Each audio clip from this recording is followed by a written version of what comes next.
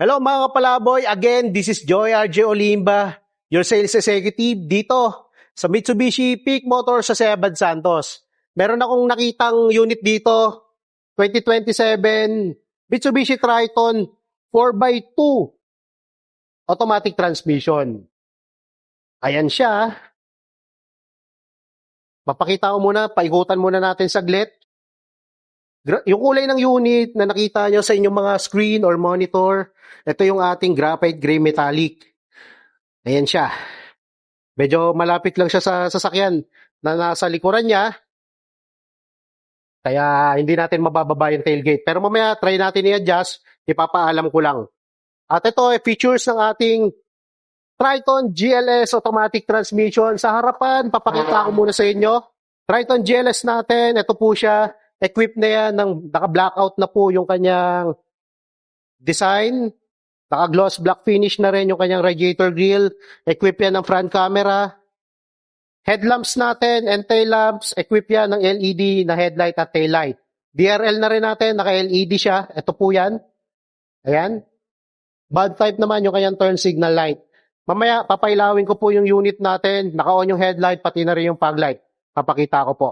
At sa gilid, ito, equipped na rin yung ating Triton GLS na 2027 model ng black na body cladding. Black na rin yung kanyang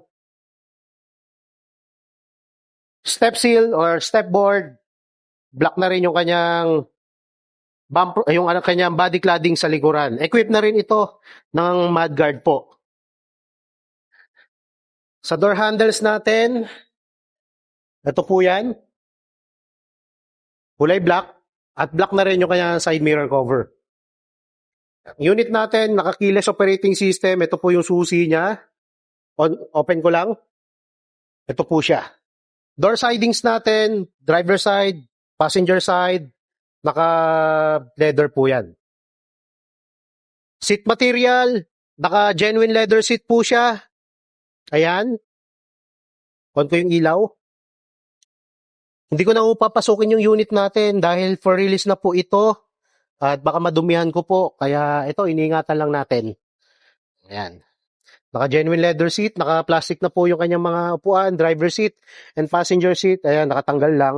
Pero naka-plastic yan. At mamaya, papakita ko sa inyo yung features ng kanyang head unit. Ito po siya. Napakaganda. Puntahan natin yung driver seat.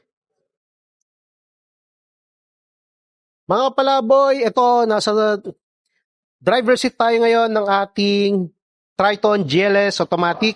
Equipped na yan ng motorized seat. Ito po siya. Ayan.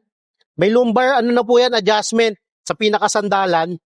Ayan po, parang lumolobo. Napakaganda. At sigurado, komportable po yung driver na gagamit po ng ating Triton. Ayan po, atras ko lang yung chair. Adjustment ng height, nakasagad na. Bababa natin, ito. Ayan.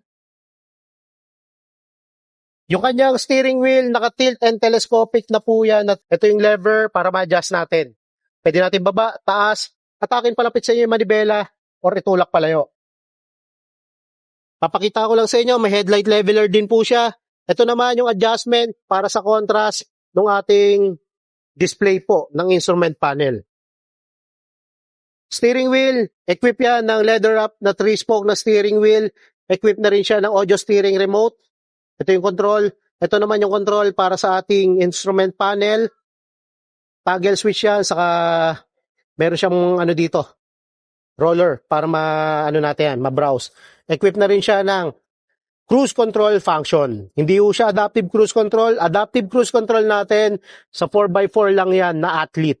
Ito, naka-cruise control lang po siya. Location ng ating push button engine start nasa gitna.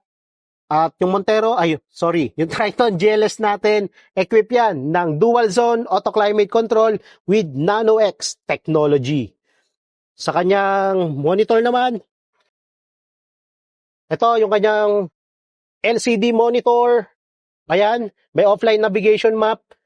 Lalagay ko lang sa menu. Ito po siya. Pwede nyo magamit yan sa Apple CarPlay, Android Auto, o di kaya pwede nyo i-connect via USB yung ating mga storage devices para ma-play nyo yung yung kanyang video files or audio files po.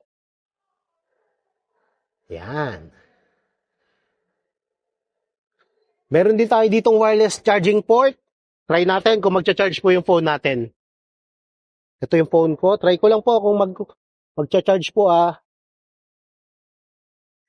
Yung phone ko po, Samsung. Ayan. Try ko lang. Ayan po. Charging na siya. Ayan. Kapag naka-connect or naka-charge via wireless po yung ating phone, iilaw po yung kanyang indicator dyan. Mga kapalaboy, ang ating transmission, automatic transmission po siya.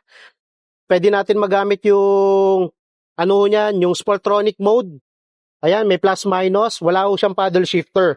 Equipped na rin niya ng lever type na handbrake. Ngayon, puntaan natin yung second row seat. Pakita ko lang, off ko lang yung yung power. Ayan.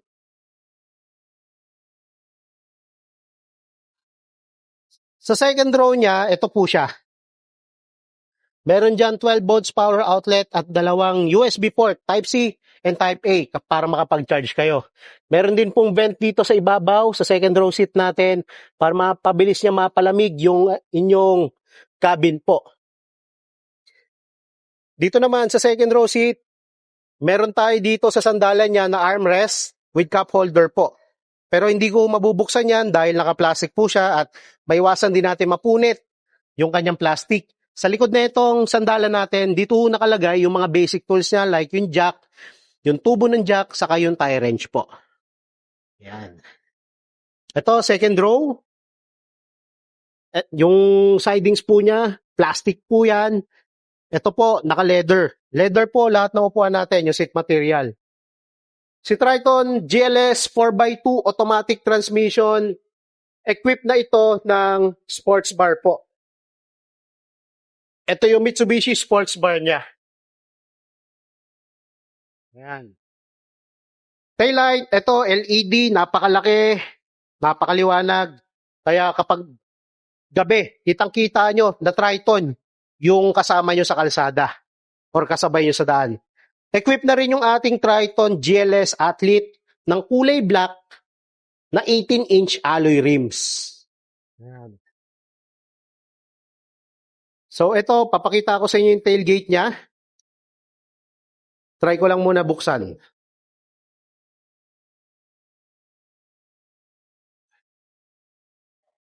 Tailgate natin, ito po siya. Napakagaan lang niya. Ayan, oh. Hindi ko masyadong mabababa, baka mamaya matamaan ko itong test drive unit natin. Mahirap na. Magbabayad pa ako. Ayan, ito yung Triton GLS na 4x2 automatic transmission.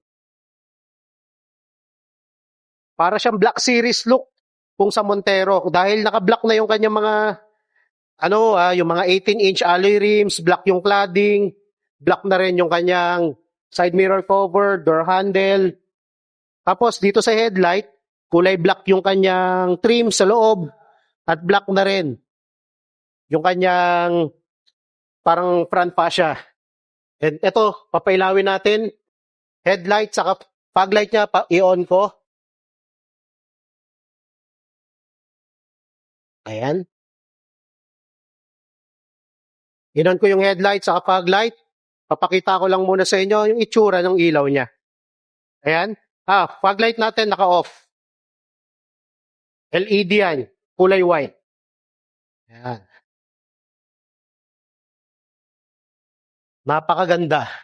So mga kapalaboy, pricing ng ating 2027 Triton GLS 4x2 automatic transmission, 1,999,000 po yung kanyang SRP. At ang all-in low down payment offer natin dito, 35,000.